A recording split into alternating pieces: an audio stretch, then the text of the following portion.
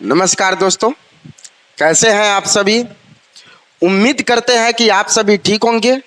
आप सभी को फिर से एक बार आपके पसंदीदा YouTube चैनल ऑब्जेक्टिव बाबा पर फिर से एक बार स्वागत है। आप सभी को याद होगा कि ये जो चैप्टर पढ़ा रहे हैं ये है हमारा अम्ल क्षारक और लवण। आप लोगों को फिर से बता दें कि आज से हमारा शाम को 6 बजे से लाइव बिहार बोर्ड मॉडल जो आपको subjective question chapter by chapter जो 2025 के एग्जाम में आने वाला है, तो आज से शाम को 6 बजे बिल्कुल हमसे लाइव जुड़ जाइएगा। शाम को 6 बजे से हमारा बिल्कुल ऑब्जेक्टिव नहीं सब्जेक्टिव जो board model chapter by chapter board model, किताब नहीं बोर्ड मॉडल, यानी 2025 के एग्जाम में जो आने वाला क्वेश्चन है उसको लेकर हम आ रहे हैं। तो आप सभी शाम को 6 बजे से हमारे साथ जुड़ जाइएगा। ये जो चैप्टर हम लोग पढ़ रहे हैं, ये चैप्टर हम लोग पढ़ रहे हैं अम्ल क्षारक और लवण। बहुत सारे बच्चे आप लोग थोड़ा सा घबराइएगा नहीं, ये चैप्टर आप लोगों का लंबा गया है, थोड़ा सा पार्ट 4 हुआ है। आज हम लोगों का अम्ल क्षारक और लवण खत्म हो जाएगा। कल जो चैप्टर हम लोग पढ़ेंगे वो हम लोग पढ़ेंगे धातु और अधातु के बारे में। किसके बारे में पढ़ेंगे बाबू?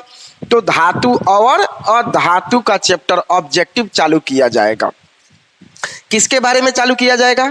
तो आपको बता देते हैं, धातु और अधातु के बारे में चालू किया जाएगा।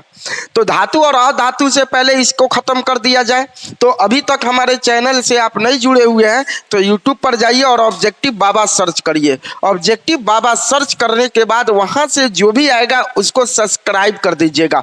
जितने सारे 10th वाले बच्चे हैं सबके पास शेयर कर दीजिएगा, सबके पास शेयर करिएगा। और शेयर करने के बाद यहाँ आप लोगों को हम क्वेश्चन पढ़ाए हुए थे, आप लोगों को ध्यान होगा कि जो क्वेश्चन हम लोग पढ़ाए हुए थे वो क्वेश्चन हम लोग पढ़े हुए थे 77 तक, यानी 76 तक क्वेश्चन हम लोग पढ़ लिए थे। कहाँ तक क्वेश्चन पढ़े हुए थे? 76 तक क्वेश्चन। हाँ, तो आप लोगों को बता दे कि ये क्वेश्चन है हमारा चिट्ठी के डंक में पाए जाने वाला अंक।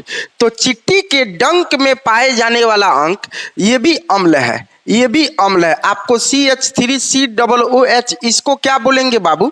तो याद रखिएगा एसिटिक अम्ल बोलेंगे। क्या बोलेंगे? एसिटिक अम्ल। याद रखिएगा, ये सारा याद रखने वाली बात है। क्यों? क्योंकि बहुत सारे ऐसे क्वेश्चन आपको पूछेगा जो आपको CH3COOH नहीं रखेगा, वहां डायरेक्ट डाल देगा एसिटिक अम्ल डाल देगा।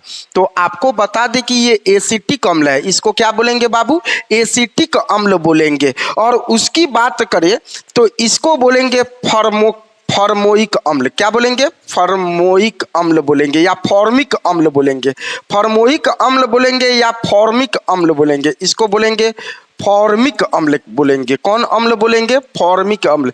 तो आप लोगों को याद रखना पड़ेगा कि चिट्ठी के डंक में कौन अम्ल पाया जाता है? तो फॉर्मिक अम्ल पाया जाता है, HCOOH। देखिए ये भी अम्ल है, ये भी अम्ल है। इस अम्ल को एसिटिक अम्ल बोलते हैं, इस अम्ल को हम लोग बोलते हैं वो फॉर्मिक अम्ल बोलते हैं। और इससे तो आपको बेहतर मालूम होगा HCl, इसको बोलते हैं हाइड्रोक्लोरिक अम्ल बोलते हैं, इसको हाइड्रोक्लोरिक अम्ल बोलते हैं।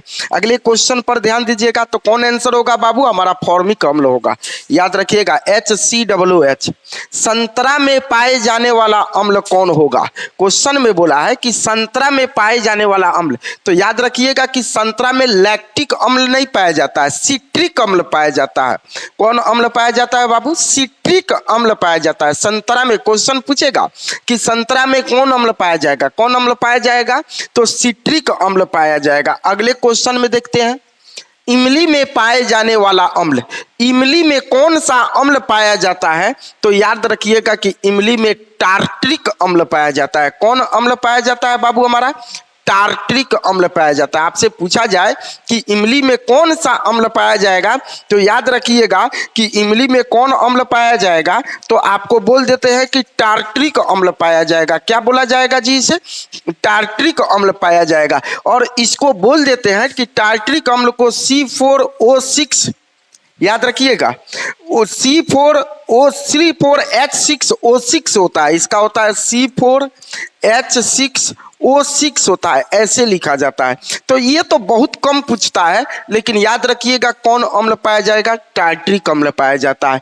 अम्लीय वर्षा के पीएच मान होता है, अम्लीय वर्षा का पीएच मान कितना होता है तो आपको बता देते हैं 5.6 से कम होता है। अम्लीय वर्षा का पीएच मान कितना होता है बाबू, 5.6 से कम होता है। अगले क्वेश्चन पर ध्यान देते हैं, बिल्कुल बेहतर है। टमाटर में कौन सा अम्ल पाया जाता है तो आपको बता दें कि टमाटर में ऑक्जेलिक अम्ल पाया जाता है। टमाटर में याद रखिएगा कि टमाटर में कौन सा अम्ल पाया जाता है, ऑक्जेलिक अम्ल पाया जाता है। बिल्कुल एक एक चीज को आपको बढ़िया से रीड करना है। टमाटर में कौन सा अम्ल पाया जाएगा तो ऑक्जेलिक अम्ल पाया जाएगा, जिसे बोलते हैं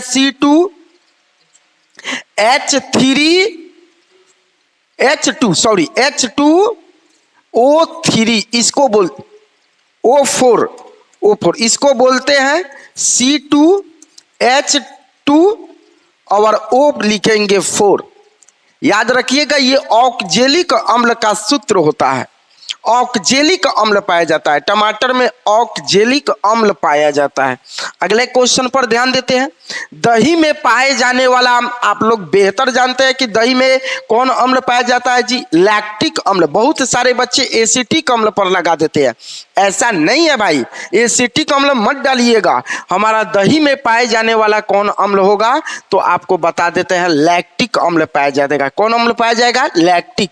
एसिटिक अम्ल का प्राकृतिक स्रोत क्या है, एसिटिक अम्ल यानी एसिटिक अम्ल किसमें पाया जाएगा। एसिटिक अम्ल का आप लोग पीछे भी पढ़े हुए थे, एसिटिक अम्ल का फॉर्मूला अगर सूत्र देखा जाए तो आप लोग पीछे पढ़े हुए थे, CH3COOH। तो याद रखिएगा वहां पूछ देगा कि एसिटिक अम्ल का अर्थ होता है CH3COOH होता है। क्या होता है, CH3COOH होता है। और ये किसमें पाया जाता है तो याद रखिएगा किसमें पाया जाएगा, सिरका में पाया जाएगा। एसिटिक अम्ल किसमें पाया जाता है तो आपको बता देंगे कि वो किसमें पाया जाता है, सिरका में पाया जाता है। अगले क्वेश्चन पर, सिट्रिक या साइट्रिक या सिट्रिक अम्ल दोनों होता है,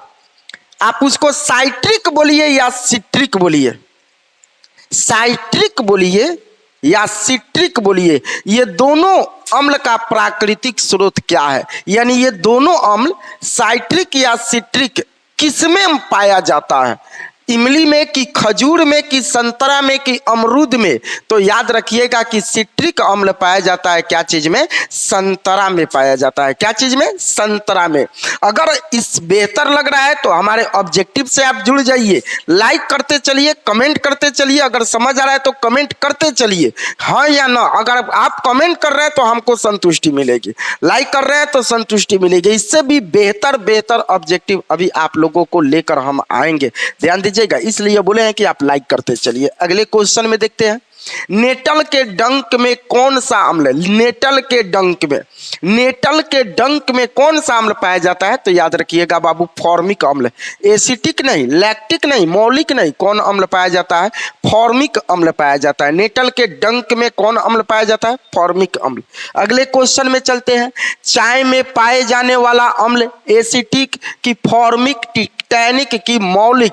याद रखिएगा उसमें टैनिक अम्ल पाया जाता है। जो चाय हम लोग पीते हैं उसमें कौन सा अम्ल पाया जाता है तो याद रखिएगा टैनिक अम्ल पाया जाता है। कौन अम्ल पाया जाता है, टैनिक अम्ल पाया जाता है। अगले क्वेश्चन में देखते हैं, टार्टरिक अम्ल का प्राकृतिक स्रोत क्या है, टार्टरिक यानी टार्टरिक अम्ल किसमें पाया जाता है तो याद रखिएगा कि टार्टरिक अम्ल किसमें पाया जाएगा, इमली में पाया जाएगा। इमली में जो पाया जाता है ना वो टार्टरिक अम्ल पाया जाता है। कौन अम्ल, टार्टरिक अम्ल। मधुमक्खी के डंक में पाए जाने वाला अंग, मधुमक्खी के डंक में पाए जाने वाला अंक या अम्ल कौन होता है तो मेथनोइक होता है। आप लोग देखते हैं कि मधुमक्खी जो काट लेती है तो वहां एक विषैला पदार्थ छोड़ देती है, काटती नहीं है। मधुमक्खी जो होता है ना वो काटती नहीं है, वो डंक को छोड़ देती है, और जो डंक को छोड़ती है ना उसमें मेथनोइक अम्ल पाया जाता है, जिसके कारण हमको जलन महसूस होता है। तो याद रखिएगा कि मेथनोइक अम्ल में चींटी के डंक का जो होता है ना पाया जाता है। तो मधुमक्खी के डंक में पाए जाने वाला अंक कौन होता है? तो मेथनोइक अम्ल होता है।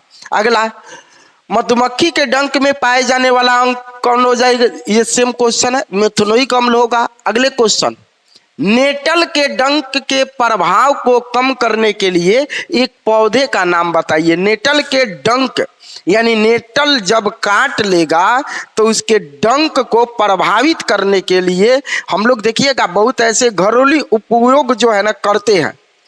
जैसे मधुमक्खी काट लेती है तो कोई क्या करता है कि लोहा चुआ देता है, कोई मिट्टी रगड़ देता है, ऐसे करते हैं। तो उसी तरह एक ऐसा पौधा है जो उस पर रगड़ दीजिएगा तो वो छूट जाएगा। तो आपको बता देते हैं वो कौन होता है, तो डॉक पौधा होता है। कौन पौधा होता है बाबू? डॉक पैदा होता है जो नेटल के डंक के विषैले पदार्थ को वो खत्म कर देता है। अगले क्वेश्चन में देखेंगे, समुद्र में उपस्थित प्रमुख लवण क्या है? समुद्र में जो लवण पाए जाते हैं, समुद्र के पानी में जो भी लवण पाया जाता है उस लवण का नाम क्या है? तो याद रखिएगा सोडियम क्लोराइड। उसे क्या बोलेंगे बाबू? सोडियम क्लोराइड पढ़ेंगे। उसमें क्या पाया जाता है? सोडियम क्लोराइड पाया जाता है। समुद्र में जो लवण पाई जाएगी वो कौन सी लवण है? तो NaCl, NaCl, NaCl यानी sodium chloride. NaCl sodium chloride पढ़िएगा। अगले क्वेश्चन में देखते हैं, साधारण नमक का रासायनिक नाम क्या होगा? जो नमक होता है, साधारण नमक, जो हम लोग खाने के उपयोग में जो नमक लाते हैं उसका रासायनिक नाम क्या होगा? तो याद रखिएगा उसको हम लोग सोडियम क्लोराइड बोलते हैं। इसलिए सोडियम क्लोराइड नमक जो निकाला जाता है समुद्र से निकाला जाता है, जो लवण है, और याद रखिएगा उसका नाम है सोडियम क्लोराइड। तो क्वेश्चन पूछेगा कि साधारण नमक का रासायनिक नाम क्या है, तो क्या कहिएगा बाबू? साधारण नमक का रासायनिक नाम सोडियम क्लोराइड है। सोडियम क्लोराइड लिखिए तब, या आप वहां NaCl लिखिए तब। सोडियम क्लोराइड लिखिए या NaCl लिखिए। विरंजक चूर्ण का रासायनिक नाम बताइए। विरंजक चूर्ण, जो विरंजक चूर्ण होता है उसका रासायनिक नाम क्या है जी? तो उसको बोलते हैं कैल्शियम ऑक्सीक्लोराइड। कैल्शियम सल्फेट नहीं, कैल्शियम क्लोराइड नहीं, इसको बोलते हैं कैल्शियम ऑक्सीक्लोराइड बोलते हैं। क्या बोलेंगे बाबू? कैल्शियम ऑक्सीक्लोराइड बोलेंगे। अगले क्वेश्चन में देखते हैं, बेकिंग सोडा का रासायनिक नाम बोलिए। तो बेकिंग सोडा का रासायनिक नाम सोडियम कार्बोनेट नहीं, सोडियम बाइकार्बोनेट होता है। और सोडियम बाइकार्बोनेट को याद रखिएगा, क्या लिखेंगे? NaHCO3 लिखेंगे। क्या लिखेंगे बाबू? NaHCO3, sodium bicarbonate. तो याद रखिएगा कि बेकिंग सोडा पूछा है, तो बेकिंग सोडा का रासायनिक नाम क्या है? तो सोडियम बाइकार्बोनेट। और इसका सूत्र क्या है? तो NaHCO3 हम लिख चुके हैं। इसका सूत्र क्या है बाबू? तो याद रखिएगा NaHCO3 है। इसको सोडियम बाइकार्बोनेट कहिए तब, या NaHCO3 बोलिए तब। इसलिए साधारण नमक बेकिंग सोडा का रासायनिक नाम है। अगले क्वेश्चन पर हम ध्यान देते हैं, धोवन सोडा का रासायनिक सूत्र क्या होगा? धोवन सोडा का रासायनिक सूत्र, तो याद रखिएगा Na2CO3 नहीं होगा, NaHCO3 नहीं होगा, क्या होगा? Na2CO3, जिसे हम लोग बोलेंगे, इसको पढ़ेंगे सोडियम बाइकार्बोनेट नहीं, सोडियम कार्बोनेट पढ़ेंगे। क्या पढ़ेंगे बाबू?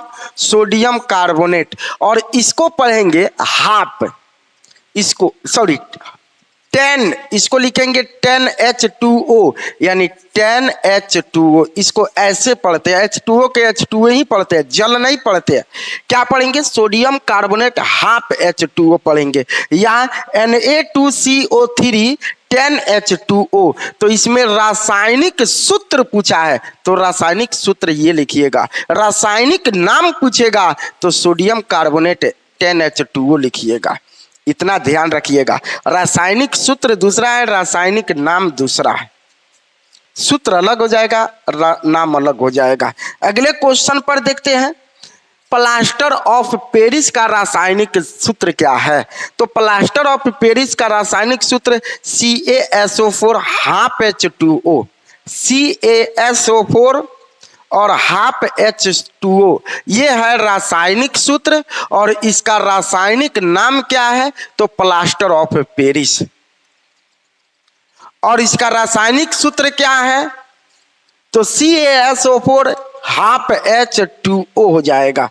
अगले क्वेश्चन पर ध्यान देते हैं, जिप्सम का रासायनिक सूत्र क्या है? जिप्सम का रासायनिक सूत्र तो याद रखिएगा CaSO4 2H2O, CaSO4 2H2O, क्योंकि हाफ H2O तो जिप्सम का नहीं होता है, अभी पढ़ाए हैं, वो जिप्सम का नहीं होता है, वो किसका होता है? तो प्लास्टर ऑफ क्या चीज का? पेरिस का।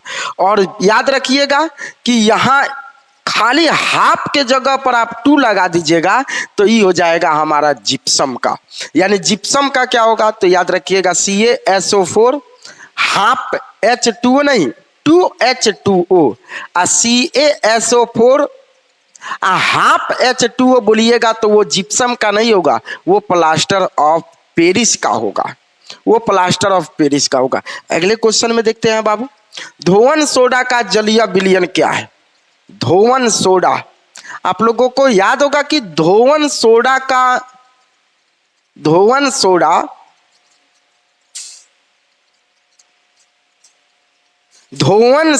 बोला है और धोवन सोडा का जलीय विलयन पूछा है। बहुत बार क्वेश्चन ये पूछ चुका है आपके एग्जाम में। तो धोवन सोडा का जलीय विलयन क्या होता है? तो याद रखिएगा कि क्या होता है बाबू? उदासीन होता है। क्या होता है? उदासीन होता है। अगले क्वेश्चन, उस गैस का नाम बताइए जो बुझा हुआ चूना से अभिक्रिया कर कर विरंजक चूर्ण बनाता है। उस गैस का आपको नाम बताता है जो बुझे हुए चूने से अभिक्रिया करता है, बुझे हुए चूने से अभिक्रिया करता है और अभिक्रिया के बाद विरंजक चूर्ण बना देता है, विरंजक चूर्ण बना देता है। तो वो आपका क्या होगा? याद रखिएगा क्लोरीन होता है। क्लोरीन जो होता है बुझे हुए चूने से अभिक्रिया करता है, क्लोरीन बुझे हुए चूने से अभिक्रिया करता है और अभिक्रिया के बाद विरंजक चूर्ण बना देता है। बाबू क्या बना देता है? विरंजक चूर्ण। तो याद रखिएगा हमारा सही आंसर ए होगा। अगला क्वेश्चन, किस क्षार का उपयोग एंटीसिड के रूप में किया जाता है? किस क्षार का उपयोग? तो याद रखिएगा कि Na2CO3, Na2CO3 का उपयोग जो होता है वो एंटीसिड के रूप में किया जाता है। एंटीसिड के रूप में, एंटीसिड के रूप में किसका उपयोग किया जाता है? किस क्षार का जी? तो Na2CO3। अगला क्वेश्चन है, बेकिंग पाउडर में उपस्थित अम्ल का नाम बताना है। जो बेकिंग पाउडर में जो अम्ल उपस्थित होता है, बेकिंग पाउडर में जो अम्ल उपस्थित होता है उसका नाम हमें बताना है। तो याद रखिएगा उसका नाम टार्टरिक अम्ल होगा। बेकिंग पाउडर में जो होता है ना वो कौन अम्ल होता है बाबू? टार्टरिक अम्ल होता है, उसे टार्टरिक अम्ल बोलेंगे। तो बेकिंग पाउडर में टार्टरिक अम्ल मिलाया जाता है। अगला, C6H12O6 का सामान्य नाम क्या है? तो याद रखिएगा कि उसको तो ग्लूकोज बोलेंगे। C6H12O6 को क्या बोलेंगे? ग्लूकोज बोलते हैं। क्या बोलते हैं? ग्लूकोज बोलते हैं। अगले क्वेश्चन पर ध्यान देते हैं, संगमरमर का रासायनिक सूत्र क्या होगा? संगमरमर का, संगमरमर मतलब जिसे हम लोग अपनी भाषा में मार्बल्स बोलते हैं, टाइल्स बोलते हैं। तो इसका रासायनिक सूत्र क्या होगा? तो याद रखिएगा कि इसका रासायनिक सूत्र CaCO3 होगा, जिसे हम लोग बोलते हैं कैल्शियम कार्बोनेट बोलते हैं। उसको क्या बोलते हैं बाबू? Calcium carbonate. वो संगमरमर का रासायनिक नाम पूछेगा तो कहिएगा कि कैल्शियम कार्बोनेट। अगर रासायनिक सूत्र पूछेगा तो कहिएगा कि CaCO3 होगा। अगले क्वेश्चन में हम चलते हैं, तो बोला है कि हमारे आमाशय में अम्ल की क्या भूमिका होती है। हमारे आमाशय में, हमारे पेट के अंदर जो आमाशय है उसमें अम्ल क्या काम करता है, यानी अम्ल की क्या भूमिका होती है।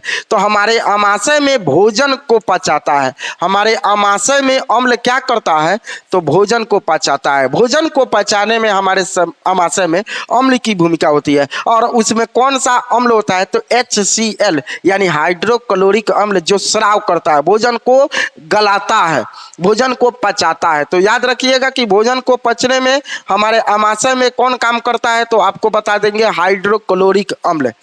हाइड्रोक्लोरिक अम्ल, हमारे आमाशय में अम्ल की क्या भूमिका होती है, तो भोजन को पचाता है। भोजन को पचाने में कौन अम्ल होता है, हाइड्रोक्लोरिक अम्ल होता है। अगले क्वेश्चन को देखते हैं। प्लास्टर ऑफ पेरिस का रासायनिक सूत्र क्या होगा। क्वेश्चन डबल हो गया है, 2 बार हुआ है, फिर से बता देते हैं कि इसका फॉर्मूला हो जाएगा CaSO4 half H2O। CaSO4 half H2O।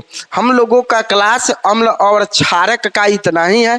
उम्मीद करते हैं कि आपको बेहतर लगा होगा क्लास। अगर आप इस तरह का ऑब्जेक्टिव पढ़ना चाहते हैं तो हमारे चैनल से जुड़ जाइए। अगले चैप्टर जो हम लोग लेकर आएंगे वो लेकर आएंगे धातु और अधातु।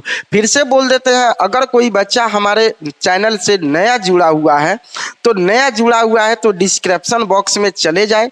वहां डिस्क्रिप्शन बॉक्स में जितने सारे वीडियो पीछे पढ़ाए ऑब्जेक्टिव वो अपना तैयार कर ले। और एक बात, आज शाम को 6 बजे से हमारे बोर्ड मॉडल क्वेश्चन सब्जेक्टिव से जुड़ना मत भूलिएगा। वहां जितना पढ़ाएंगे सारा का सारा बोर्ड मॉडल क्वेश्चन ही पढ़ाएंगे।